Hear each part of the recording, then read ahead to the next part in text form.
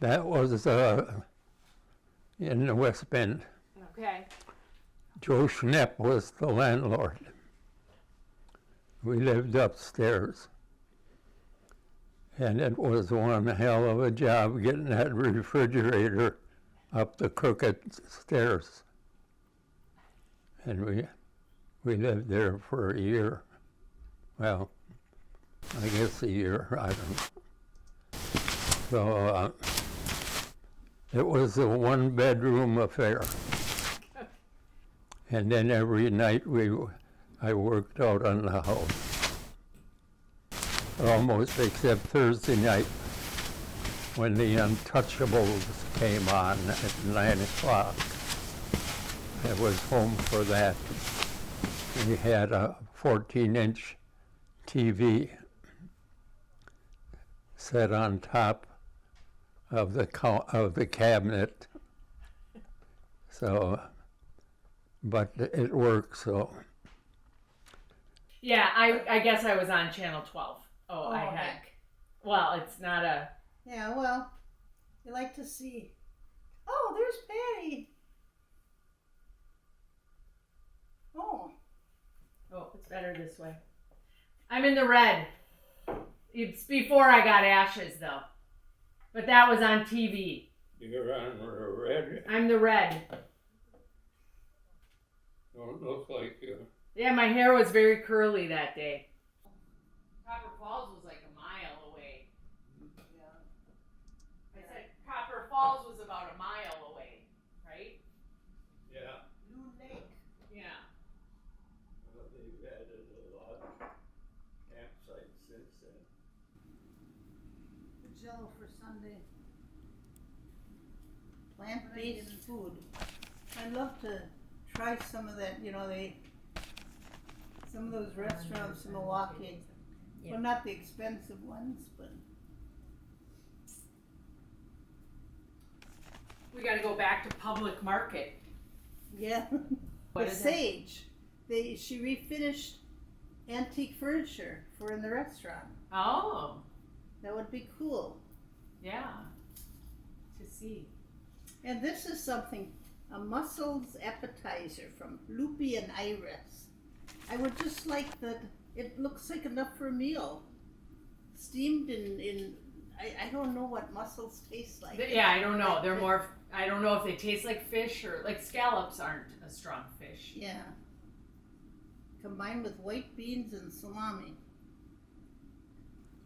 Yeah, we got the land from Grandpa.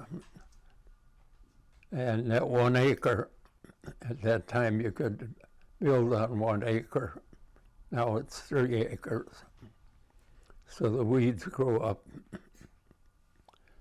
So we started building in April, May, June, I think we excavated the hole with Grandpa's old 2N tractor.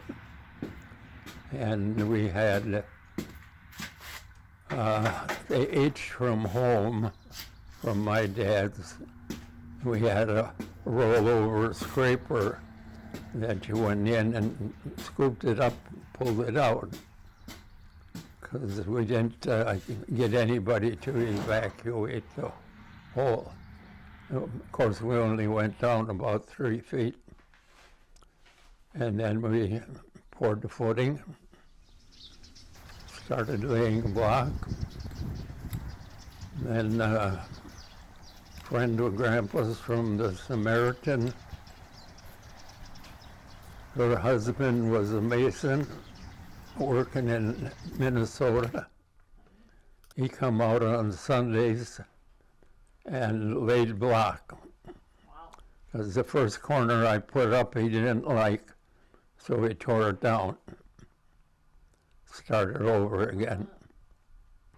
Well, the house is still standing, so, and I only had, Walter Guns came over one day to help. Well, he didn't own a skill saw. He done everything by hand with a handsaw. And he was almost as fast as the skill saw guys. So we got it framed up, but he only helped one day. Or I only paid him for one day. And I just took it over from there. And I expected Matt to help, but he was in the Army, and he was in Germany, so he didn't have any long weekends.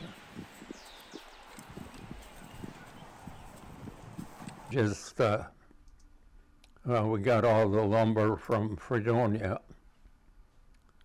They had a good guy over there.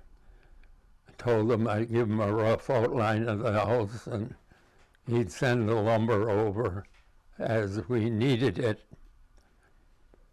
Well, first you put the joists up and frame it up first, and then after that, it was perpetual work for 7 years till we got it all done.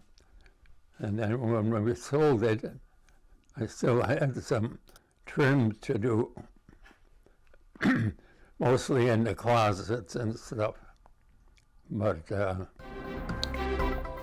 and then when we get it roughed up, well, I think that one's got boards on the roof yet before plywood.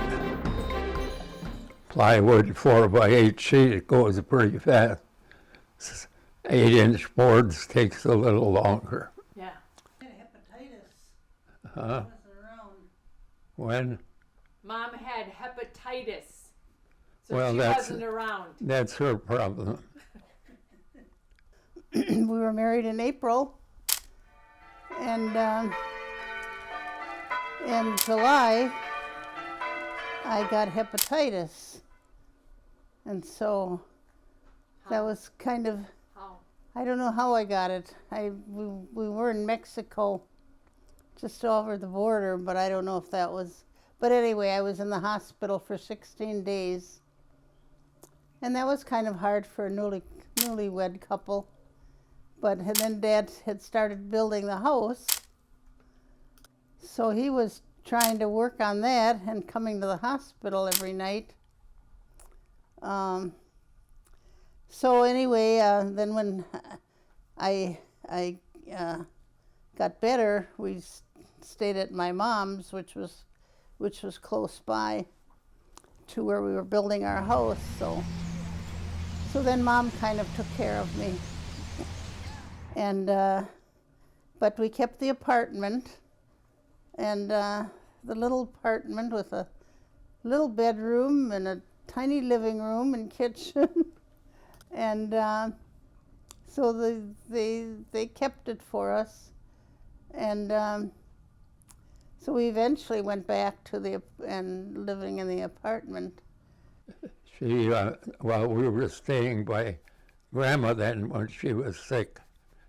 So Grandma always made supper, but I was working at Hartford then, P.A. Miller. So I come home at night and eat supper and go over and work till dark, The ones we got electricity in there, then we could get some lights on there. So I had to put the wiring in first and put in the heating, which was all cast iron baseboard. Oh, that's the best, they said. Yeah, it is most expensive too. But I think it's still in there. The rods only had one leak. They had to replace one piece in the dining room or something. So, yeah, we worked. I think we worked all winter on that, We didn't have any heat in there per se, The heat is when you work fast and hard and you warmed up. What are you laughing about?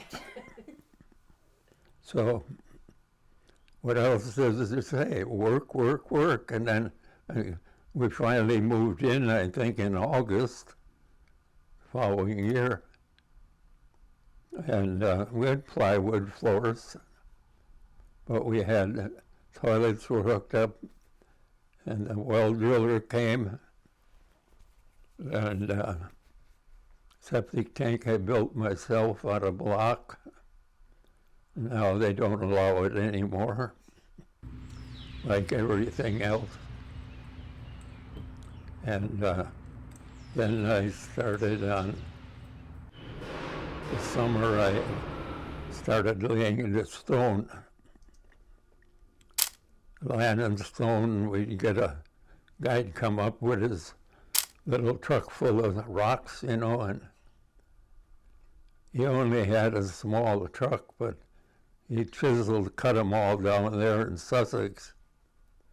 And he was good. He'd give him a call and he'd bring up a load, you know, and keep going at it. Of course, that was every Sunday and holidays. And at night I could lay one wheelbarrow full of mud, that many stones, before it got dark. Because my boss from Curzon Root, he'd come out occasionally and he'd see what I was doing. He always asked me on Monday what I'd done all week. I said I laid stone. I think he got suspicious. He didn't know who Stone was. So he'd come out and look around a little bit, head back, and probably one of the best bosses I had, you know. And then, I don't know, we didn't, I know in the living room, no, that was this house, maybe it was the other one. Grandma had an old piece of linoleum, old roll, you know. You know how the Germans are, they don't throw nothing away.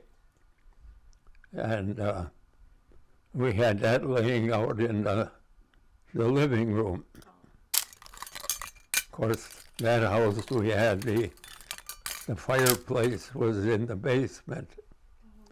I thought we'd keep the dirt downstairs, but then you find out nobody goes down there to fire it up. So this one, we put it upstairs where you can see it. Yeah.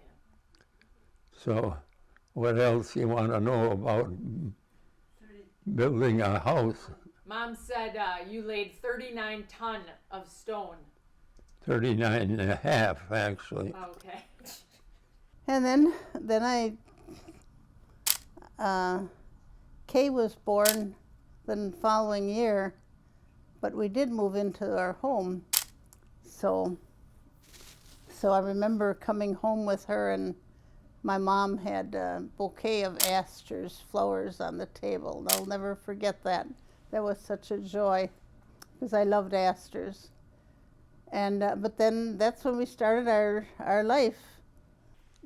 Well, that fireplace in the basement, that was all land and stone. Yeah. Okay. 8 feet high, you know. Yeah, then, of course, that didn't get done right away either. In fact, I think we had a heatilator in their fireplace like this one. So I think we actually did burn some wood down there. But I always had scrap wood when I was sawing. And everything in the house, of course, I didn't have a skill saw as such, or a finish saw, you know. So all the trim I had to do by hand, and it's all oak. So most of it was pretty good. Sometimes it was a little crooked from laying around. If it was real bad, I just send it back to Nines and no questions. Send you another piece out. We had a couple 2x6s too that were too crooked. Send them back. So that's the way it went.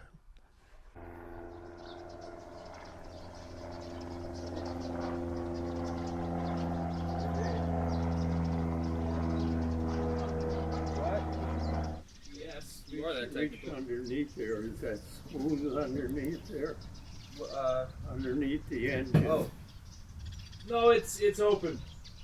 What? It seems to be open. It's not like there's no cap on it. How long did you live in that house?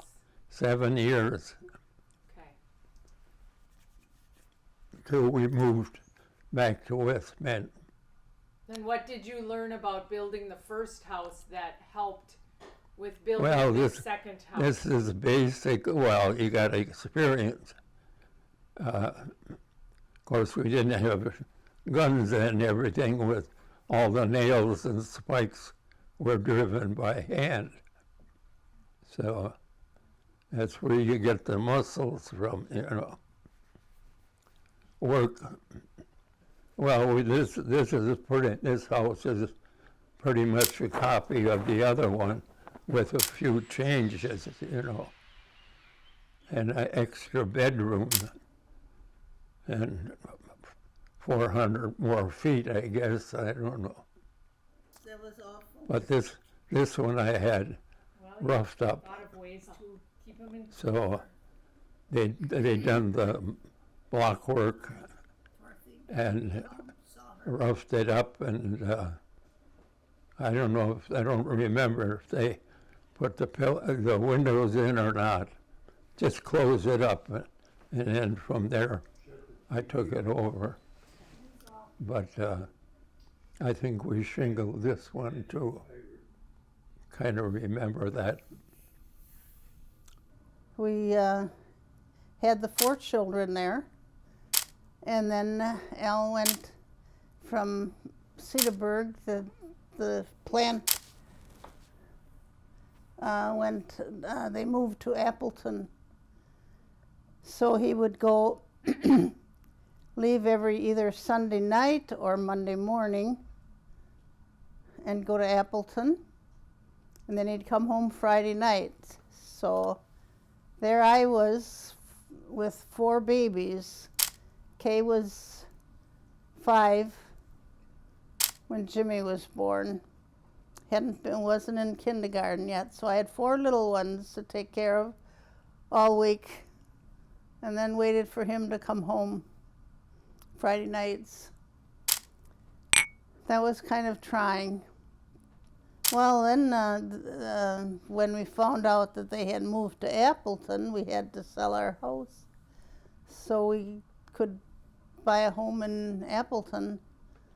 And so that's when on a Monday morning, we signed the papers selling our house for $24,500. Now it's worth, over 200,000, whatever.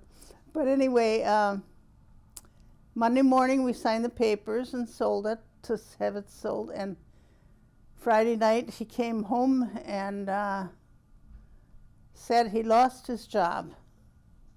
So there we were with no job and no home and 4 children. So we managed to get through that again. I mean, that's where commitment takes over. When you're committed, you can get through anything. We did find a place in West Bend. And then we started building this house in the following year. And so there it was again, another home. And then when the landlord found out were building, he gave us a 30-day notice to move out. So we didn't have any sewer, any water, and all the other. So I called the people, and it's really amazing. You're on a list and you wait and wait, but when something comes up, they were there. And well driller said, well, let me finish up the job I'm on and I'll come over. And so they came over and started drilling the well. And the septic, that we were out in the country, so it was a septic system.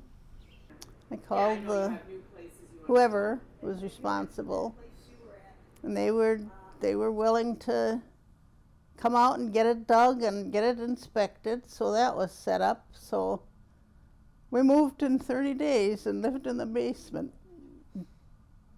I remember the 2 baby beds, and it was just like a house. We had it partitioned off, the 2 baby beds and the 2 other beds, and had cabinets, so we had a kitchen. So then Dad worked on this house, and finally we could move upstairs.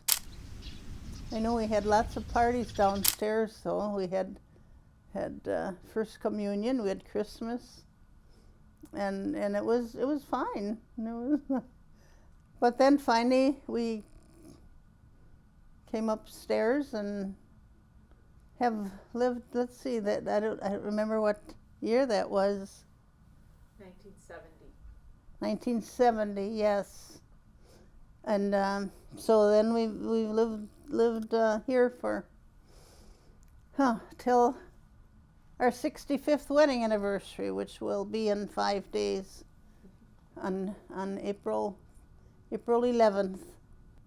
And as long as you have commitment to each other, you can make it through anything.